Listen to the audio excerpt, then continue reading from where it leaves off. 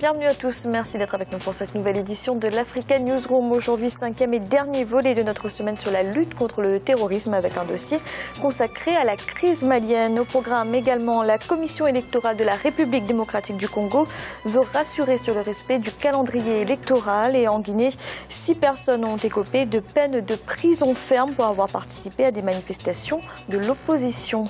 Et pour nous accompagner pendant cette émission, Woutibal Koumaba, vous êtes consultant en gestion des conflits. Bienvenue. Bonsoir Fanny. Et avec nous également nos éditorialistes Malik Acha, bienvenue. Bonsoir Fanny, bonsoir à tout le monde. Et Gracia Okindikiza, bienvenue. Merci Fanny, bonsoir à tous. Tout de suite l'actualité du jour.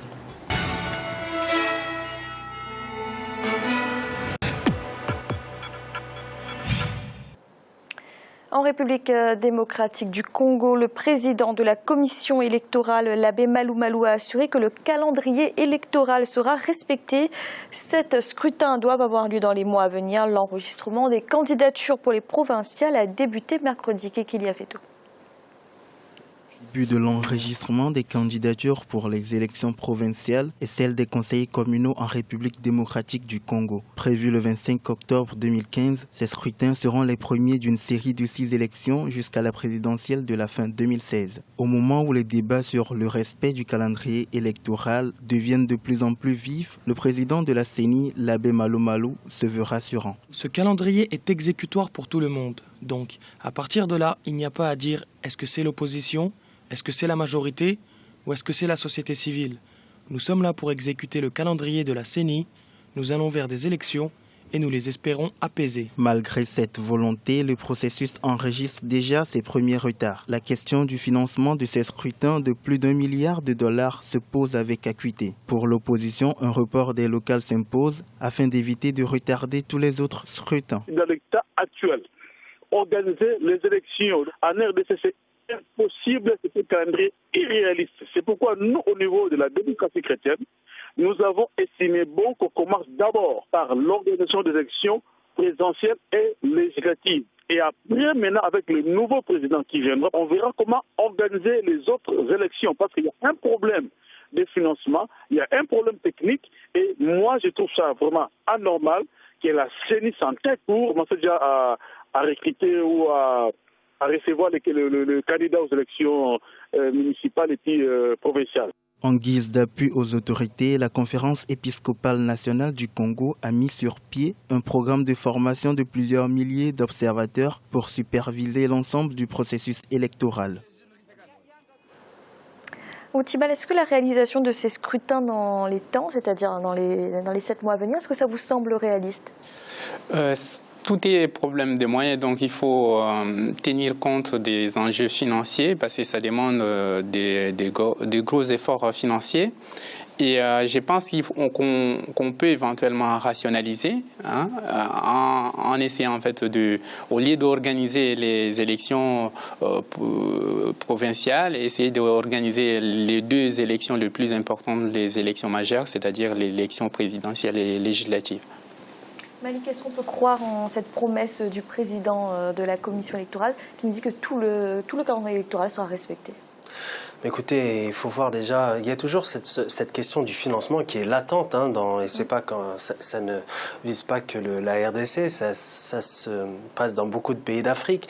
Maintenant, je suis un peu perplexe. Pourquoi avancer les élections locales avant les élections présidentielles? Est-ce que ce n'est pas une volonté du pouvoir, finalement, d'avoir une sorte de caution en essayant de faire croire, ou je ne sais pas, peut-être je ne suis pas devin, mais de se renforcer. Parce que si ces élections-là, locales et régionales, lui sont favorables, l'élection présidentielle lui sera aussi favorable au pouvoir en place, même si Joseph Kabila, comme on le sait, ne peut pas briguer un autre mandat. Donc, je pense que ça relève plutôt d'une stratégie qui n'a pas été forcément appliquée avec les moyens qui vont suivre. Ça, c'est une réalité qui me laisse perplexe. Alors justement, Gracien, des voix dans la majorité comme dans l'opposition réclament qu'on décale les locales pour éviter le retard des autres scrutins. Qu'est-ce que vous en pensez? Oui, il y a toujours un problème quand on commence à décaler les élections parce qu'on décale les élections locales et après on peut avoir des problèmes au niveau des présidentielles et du coup c'est justement ce qu'ils évitaient, c'est ce que les Congolais évitaient pour qu'il n'y ait pas, Kabila ne puisse pas se présenter. Donc pour moi, ce n'est pas question d'organiser les élections commençant par les locales ou les présidentielles, parce que surtout, quand ça commence dans plusieurs pays, on évite de commencer les présidentielles avant les locales. Parce qu'il y a une influence. Et si le président qui est élu en général, il rafle tout ce qui est au niveau des autres élections, il y a une certaine influence. Alors qu'au niveau des élections locales, il y a les partis vraiment qui ont bien implanté dans les régions, ont, disons, des résultats qu'ils méritent. Et cela ne peut pas influencer des élections présidentielles. C'est toujours en fonction de ce qui est organisé. Et en même temps, on peut organiser plusieurs élections à la fois. Ça se fait dans plusieurs pays. Et aussi en RD Congo, ça peut se faire. Il y a notamment la MONUSCO qui est là, qui peut aider notamment au niveau de la logistique. Outibal, est-ce que d'après vous, il y a une stratégie de la part du pouvoir dans l'ordre des scrutins ? Moi, je ne peux pas préjuger en fait s'il y a une stratégie ou pas. Pour moi, je ne cherche pas à voir s'il y a une stratégie de pouvoir du président Kabila pour pouvoir se maintenir au pouvoir à travers des élections. Non, je ne préjuge pas ça. Pour moi, la seule chose que je peux dire par rapport à ça, c'est que bon, il faut tenir compte de la réalité et des moyens qu'on a pour pouvoir organiser des élections. Et si on veut que la paix en fait demeure dans notre pays, puis on sort d'un très long conflit, il est nécessaire de pouvoir essayer d'organiser les élections dans les délais constitutionnels. Moi, aujourd'hui, le président Kabila ne s'est pas prononcé là-dessus, ne s'est jamais d'ailleurs prononcé sur quoi que ce soit concernant les élections. Donc moi, je ne peux pas préjuger en fait sa position par rapport à ça. Merci. Dans l'actualité également en Guinée, 6 personnes ont écopé de peine de prison ferme pour leur participation aux manifestations de l'opposition. 36 autres doivent encore être jugés. Pour leurs avocats, il s'agit de condamnations politiques. Ibrahim Ndiaye. La justice guinéenne a rendu son verdict ce jeudi 16 avril suite aux violentes manifestations qui ont lieu dans la capitale guinéenne, Conakry, en début de semaine. 6 personnes ont comparu devant le tribunal de Mafanko. 5 parmi elles ont été condamnées à des peines de 2 à 6 mois de détention pour trouble à l'ordre public. Ce sont des hommes qui ont été appréhendés soit dans leur boutique, soit dans leur chambre, sans que le procureur n'apporte la moindre preuve. Ici, c'est la force qui est devant le droit. C'est une justice caporalisée qui est aux ordres. C'est dans le souci simplement de décourager les éventuels manifestants. Pour le porte-parole du gouvernement, Damantan Kamara, tout a été fait pour rendre la justice indépendante. Toutefois, du côté de l'opposition, on dénonce une justice à double vitesse. Mais vous savez, lorsque vous avez une justice à géométrie variable, donc ces décisions retombent toujours sous le coup du 2 poids 2 mesures. Une justice ne peut pas condamner en quelques jours des manifestants qui viennent de manifester et être toujours dans l'attente de décisions de justice qui remontent à des mois, voire des années. Donc c'est une justice à géométrie variable. Je ne suis pas contre des décisions de justice. La justice, elle est là pour rendre la justice. Mais il ne faudrait pas que ce soit à géométrie variable. 30 personnes devraient également comparaître devant un autre tribunal. Alors que l'opposition a pour l'heure décidé de suspendre les manifestations jusqu'au 20 avril, 10 ministres ont présenté ce jeudi 16 avril au chef du gouvernement, Mohamed Saïd Fofana, leurs propositions afin de relancer les négociations. Malik, que pensez-vous de ces condamnations à de la prison ferme pour des manifestants ? De la prison ferme alors que les faits ont été reprochés quelques jours avant.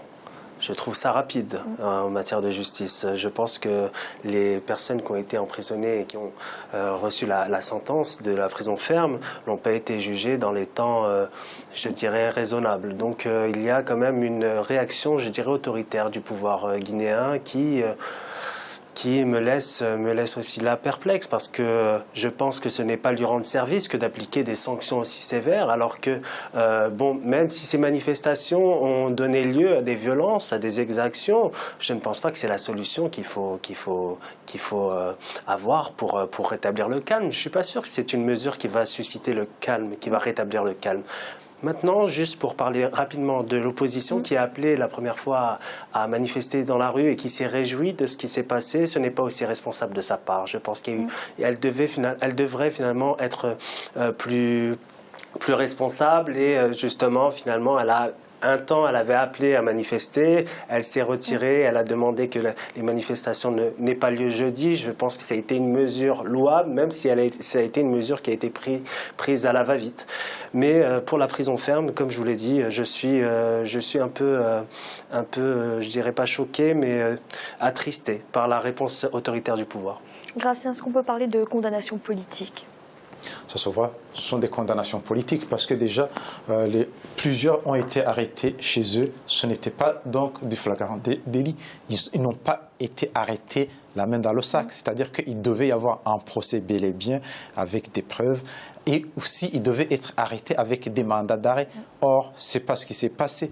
En même temps, on peut dire il y a un dialogue. Il y a le Premier ministre qui a appelé au dialogue. On ne peut pas appeler au dialogue et condamner les gens qui ont manifesté. C'est la manifestation, finalement, qui a déclenché, disons, l'appel au dialogue. S'il n'y avait pas eu la manifestation, il n'y aurait pas eu appel à dialoguer. Donc, ce sont les causes et les effets. On ne peut pas vraiment condamner les effets parce qu'on constate, au moins, ne fût-ce qu'un geste, disons, de bonne volonté du pouvoir, c'est de relâcher ces gens, de dire, voilà, on va dialoguer dans un esprit, dans un, disons, climat apaisé.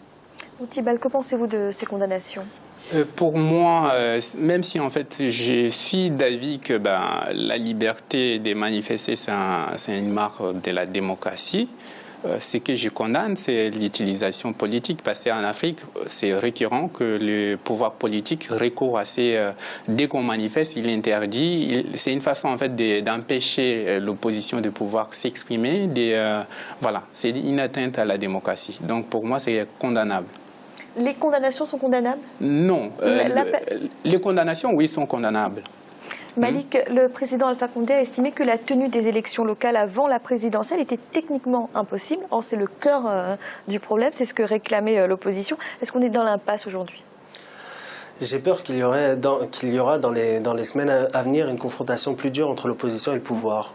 C'est étonnant que le pouvoir affirme cela aujourd'hui. Pourquoi ne pas avoir préparé plus en amont la tenue de ces élections ? C'est une récurrence, encore une fois, ici en Afrique, ce problème de commission électorale qui toujours est accusée de ne pas être transparente. Alors, je pense que le pouvoir a cette habitude, les pouvoirs autoritaires ont ces habitudes de justement de décaler ces élections, mais de prévenir à la dernière minute et de ne pas prendre les décisions en amont pour permettre une transparence totale du scrutin. Et justement, cette